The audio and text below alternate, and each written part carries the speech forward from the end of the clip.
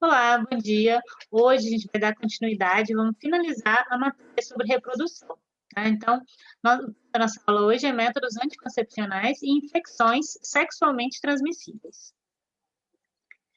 A ideia de ter um filho, né, em especial na adolescência, ela vai mudar completamente toda a vida dos pais. Né? Então, homens e mulheres têm que ter o direito de decidir de uma forma livre e responsável se querem ou não ter filhos e quando e quantos filhos ter, né? Embora a gente tenha falado bastante sobre reprodução, né, e toda a formação do corpo, tanto do homem quanto da mulher, com a finalidade de ter filhos, na nossa espécie, os relacionamentos têm outras finalidades, não apenas, né, o objetivo de manter a reprodução. Afinal, nós somos 7 bilhões de pessoas no planeta, né? Então, não tem tanta essa necessidade de que todas as pessoas reproduzam.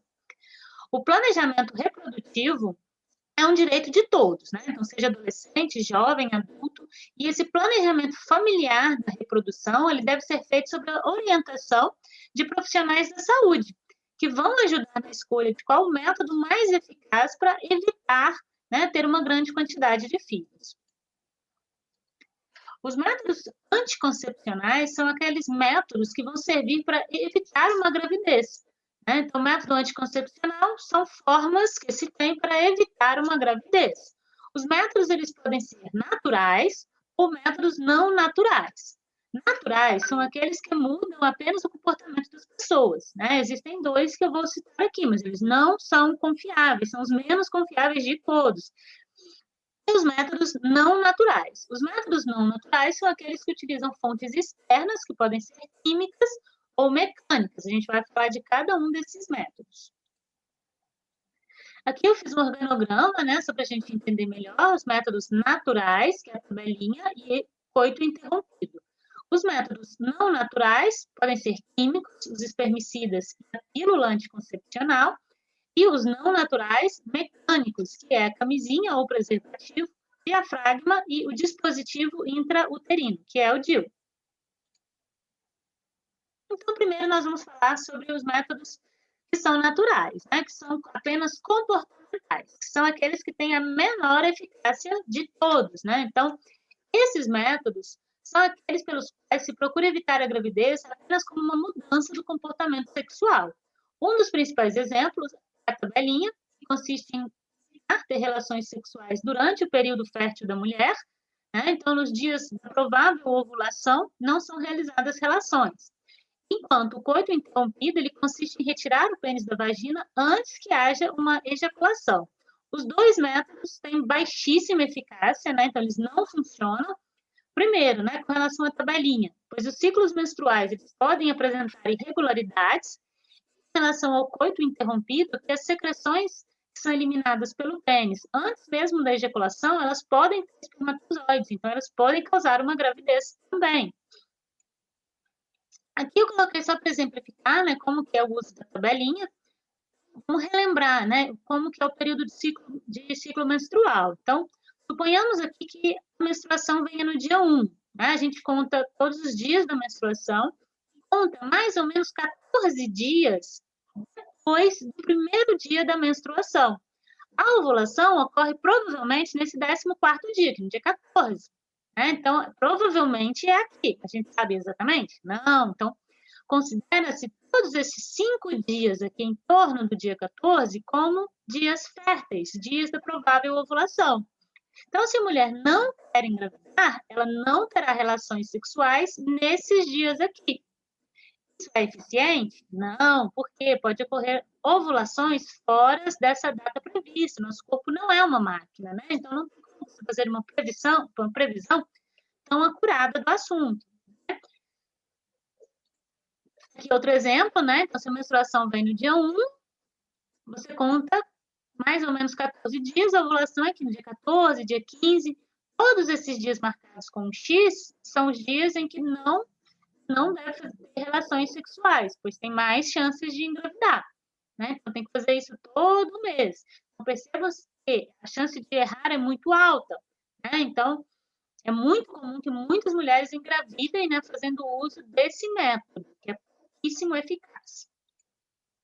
Agora vamos falar sobre os métodos químicos.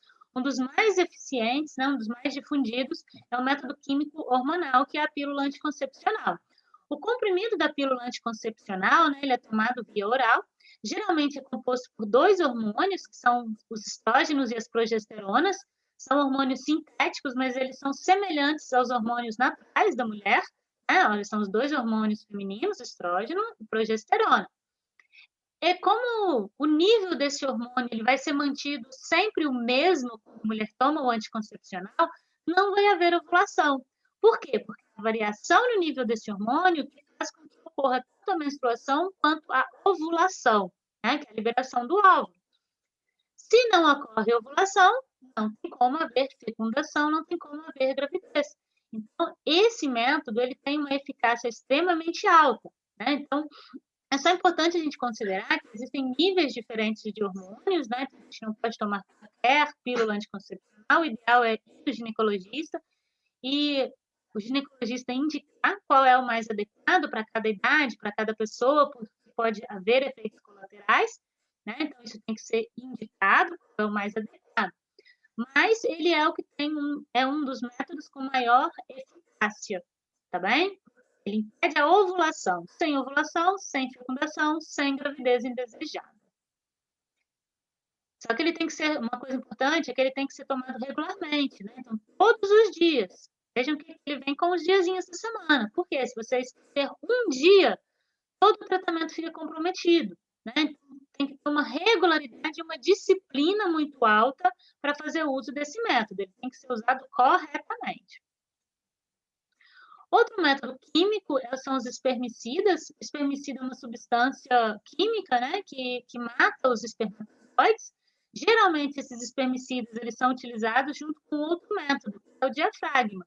Ele vai ser colocado junto com o diafragma e, após a relação sexual, né, os espermatozoides que ficarem aqui, eles vão morrer quando entrarem em contato com o espermicida. Agora nós vamos falar sobre os métodos mecânicos, né, que são os mais eficientes. O principal, mais importante, mais eficiente de todos, que além de evitar a gestação, também evita as doenças sexualmente transmissíveis, são os preservativos, né? A camisinha. Os preservativos, eles vão funcionar como obstáculo físico, né? Então, ele impede que os espermatozoides cheguem até o óvulo na tuba uterina da mulher. Os preservativos, eles podem ser tanto masculinos, esse daqui, quanto feminino. Né? O masculino, ele vai ser colocado no pênis, enquanto o feminino vai ser colocado dentro da vagina. Os preservativos, eles apresentam alta eficácia, são o único método que também previne doenças, né? Porque eles impedem completamente o contato entre as mucosas e os fluidos corporais das duas pessoas.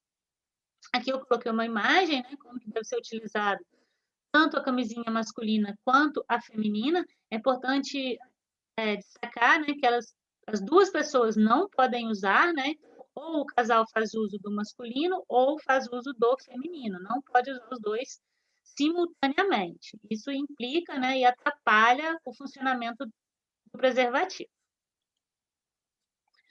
Outro método mecânico, né, é o diafragma. O diafragma é esse anel de borracha, né, ele é uma borracha fina que vai ser introduzida no colo do útero, no fundo da vagina. Ele vai ser uma barreira mecânica, né? Então, aqui eu coloquei um exemplo do diafragma bem no fundo da vagina, né? Então, na frente do colo do útero.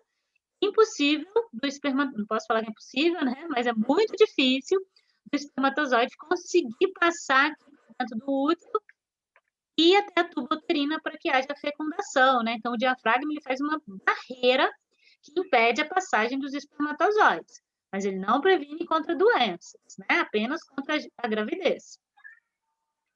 O último método mecânico que nós vamos falar é o dispositivo intrauterino, que é o DIU, que também é um método altamente eficaz. Ele tem que ser colocado pelo ginecologista, então a camisinha e o DIU podem ser colocados, né, pelos próprios parceiros, né, principalmente pela mulher.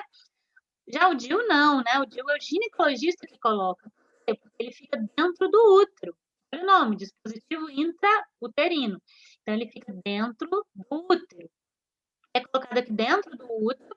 Então, ele também é uma barreira física, né, que impede a passagem dos espermatozoides para a tuba uterina.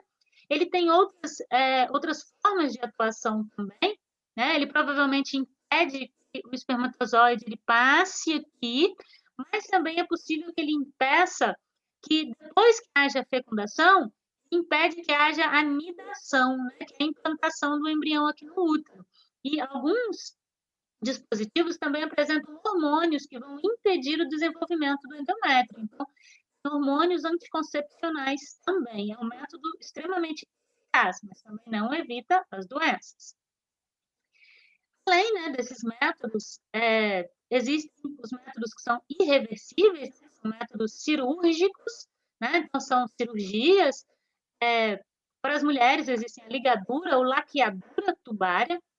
A laqueadura, na laqueadura, né, as tubas uterinas vão ser frisadas ou vão ser cortadas, né? O médico vai fazer pequenos cortes aqui na tuba uterina. Pode ser que elas sejam amarradas ou queimadas também, né? Claro que isso é feito num procedimento cirúrgico. Dessa forma, né, a mulher que faz a laqueadura, aqui tem mostrando como que é feita a cirurgia e como que fica depois, né? Depois que é feita a laqueadura, o óvulo fica aqui, né? Como o óvulo fica aqui na tuba uterina, o espermatozoide entra aqui, aqui tem um desenho dos espermatozoides, percebam que não tem como o espermatozoide chegar até o óvulo que está do outro lado. Né? Então, é uma barreira física, porque não tem aonde os espermatozoides passarem para que eles cheguem até o óvulo. E para os homens, existe a vasectomia. A vasectomia também é uma laqueadura, né? Vão ser feitos cortes aqui nos ductos deferentes. Esse corte no ducto deferente, né, que está mostrando como é feita a cirurgia, e aqui como que fica depois. Esse corte no ducto deferente faz com que o sêmen, ou esperma, ele não tenha espermatozoides. Por quê? Os espermatozoides são produzidos aqui.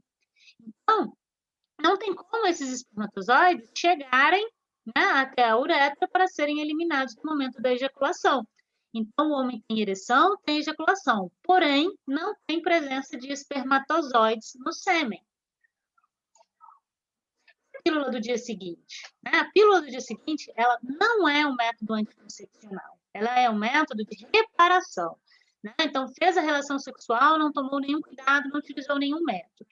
A pílula do dia seguinte, ela vai impedir que haja anidação. Né?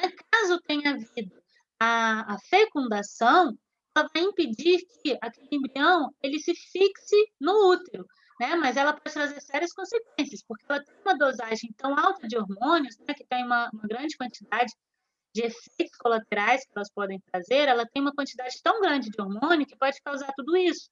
Né? Então, indicado não, né? O recomendado é que, se for necessário fazer o uso da pílula do dia seguinte, que seja assim, no máximo umas 2 vezes ao ano. Por quê? Porque ela traz um número muito alto de efeitos colaterais que são indesejados. E ela não é 100% eficaz.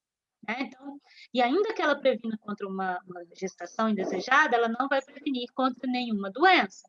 Né? Então, aqui eu coloquei algumas perguntinhas, né, e respostas a respeito da pílula do dia seguinte, e o que ela faz, né? Então, primeiro, ela evita a ovulação. Caso a mulher não tenha ovulado, a pílula vai impedir que ela ovule e que haja a fecundação nesse tempo.